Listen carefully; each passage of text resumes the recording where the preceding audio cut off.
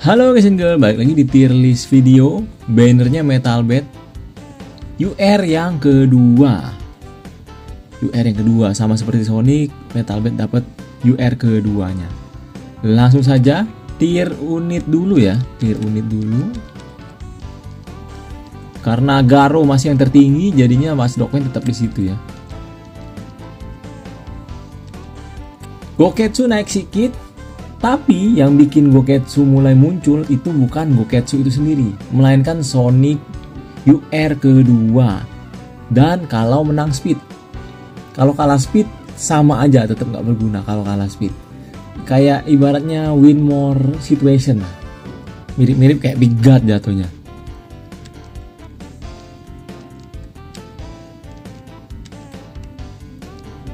Oke, si Deka gue anggap tetap di sini ya. Deka ini terlalu murah, unit only aja bisa nge-carry asalkan tidak ketemu si Garonya, which is not possible. Gak mungkin kalau nggak ada Garo tim musuh. Soalnya Garo paling the best. Cuman seperti yang gue bilang, unit sendiri aja bisa. Jadi bisa ke tim 2. Karena di game kita selama masih ada tim 2 dan tim 3, apalagi karakter murah kayak Deka ini, dia tetap worth it untuk diambil ya. CK sendiri ya, loh bukannya CK dikurangin ya? Regroup sama Deka Revenge. Iya betul, cuman ini masih banner awal. MB banner awal itu belum bintang 5. Kalau belum bintang 5, baru 3 yang dikurangin ya. CK 7 dikurang 3 itu masih 4 regroupnya. Sedangkan MB sendiri itu cuma 2 regroupnya. Kebetulan aja mekanismenya mirip sama si Garo. Jadi iya, si Garonya lagi balik lagi ya. Garonya yang kunci utama, bukan si MB-nya. Maka dari itu, gue lebih prefer si CK daripada si MB di banner awal ini. Soalnya MB-nya belum bintang 5. Kalau MB-nya udah bintang 5, baru MB lebih baik dari si CK. Garo tetap tertinggi. Ini kalau bisa ke atas nih. Enakan Sonic daripada MB UR kedua.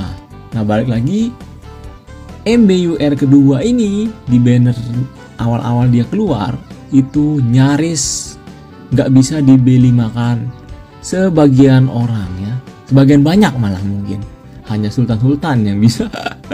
Kecuali toko kelontong sudah muncul, harusnya mulai bisa deh. Intinya MB kalau mau relevan harus ke B5. Di tim full ada Garo, ada Sonic sekalipun, si MB-nya harus bintang 5. Kalau nggak si CK-nya akan tetap bisa goyang. Oke, sekarang kita ke keepsake ya. Ingat, bagian keepsake ini aplikasikan ke unit-unit yang ente sudah punya saja. Kalau tiernya tinggi di sini bukan berarti char itu yang terbaik, tapi lebih ke char itu butuh improvement dari keepsake-nya atau value-nya tinggi dari improvement kalau di unlock keepsake-nya. Seperti itu bacanya guys. Garo di eranya MB itu naik ya. Kenapa? Karena ya itu tadi, agak berat ngebuild si Pigat. Terus kalau Pigatnya misalnya kalah speed makin amsyong ya, sedangkan MB lebih safe ibaratnya. Ya alhasil damage area kan berkurang, Nah, damage area dari si Garo ini walaupun tidak sesignifikan si Pigat, tapi lebih aman karena karakternya sendiri si Garo itu pasti dijamin masih bertengger di tim kalian kan.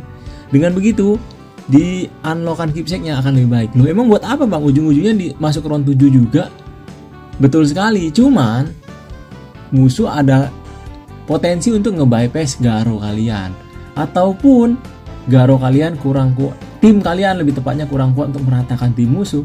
Alhasil masuk round 7, tim musuh masih tebel CE shield-nya. Belum lagi kalau misalnya musuh ada Pigat dan kalian kalah speed. Maka dari itu, improvement dari damage keepsake-nya si Garo ini menjamin tiap roundnya akan selalu ngedeliver damage area.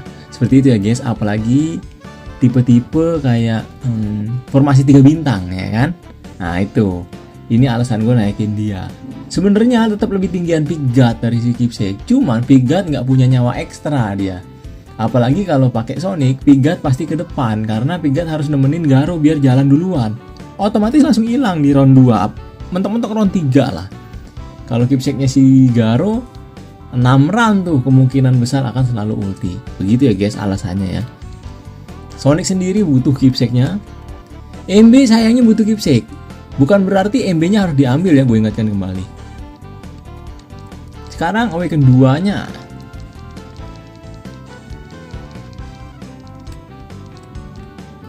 Aloy sebenarnya turun sih bagian Awaken 2-nya. Kenapa? Karena kalian kalau nggak tahu, si MB nge-remove Special Reflect. Betul sekali, Special Reflect langsung hilang. Cuman si Aloy-nya sendiri udah turun banget nih, udah A-. Jadi diturunin lebih lagi itu nggak relevan juga. Plus MB-nya bukan char utama. Char utamanya itu the main karakter itu Garo. Gitu ya. Belum lagi ada shield rate-nya. Jadi gue tetapkan di sini saja si Aloy-nya.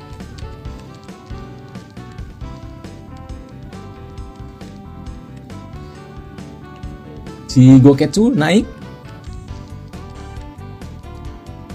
Sama seperti keepsake-nya, A2-nya lebih ke karena metanya sudah mulai, bahkan CK sekarang aja beberapa udah mulai crit build kan. Walau crit build itu bukan yang absolute counter untuk si Garo, tapi bikin ada chance si CK untuk bypass si Garo 6 kali no crit no death-nya. Nah, ditambah 3 itu menambah chance untuk masuk round 7. Boro-boro mau, yang penting menang speed. Boro-boro kalau di bypass hilang duluan Garo kalian ya kan. Nah, ditambah jadi 9 itu nyaris mustahil. Gue udah nyoba ngelawan yang A2 Garonya, nyaris mustahil. Kayak bahkan 20 kali gue coba, itu sekali doang yang berhasil nge-bypass dengan critical 110%. Tanpa MB sih, tanpa MB UR. Soal gue nggak punya MB UR yang P1 yang ada crit buff. Tapi udah 100% lah ya. Ibaratnya kalau 90% itu 120%. Itu sulit banget ibaratnya. Jadi kayak menutup chance yang tadi mulai muncul. Plus dengan counternya yang 300% itu lebih ngejamin tadi yang gue bilang harus masuk round 7. Tim musuh udah habis semuanya tuh CE shield rate-nya. Bukan perkara Garo kalian jalan doang di round 7. Shield CE musuh juga harus habis. Apalagi Garo musuh yang jor-joran full build. Itu mirip-mirip 11-12 dengan DK loh, yang tebel banget. Kalian ngerasa nggak di arena sekarang karena kita di C lebih siap, DK-nya sulit banget trigger revenge-nya ya kalau tier kalian sama. Kenapa? Karena DK-nya lebih siap di C, nggak kayak di CN. Begitu guys kira-kira ya. Dengan counter naik dari 200% ke 300%, meningkatkan chance musuh untuk tidak ada shield CE shield, Child Emperor shield yang core ungu itu. Sonic di sini sayang sekali si MB juga butuh A2-nya ya. Cuman balik lagi, gue bukan berarti menyarankan ngambil AMB. Fokus di Garo dulu, baru salah satu antara Sonic dan MB. Sonic dan MB itu kayak pelengkap metanya setelah karakter utama kalian dapatkan. Sekarang line up-nya. Seperti gue bilang, kalau kalian ambil MB tapi skip Garo, mending delete bikin akun baru ya. Sama seperti si Sonic juga. Kalau kalian ambil Sonic tapi skip Garo, delete bikin akun baru di new server, incer Garo. Garo yang karakter utamanya ya guys.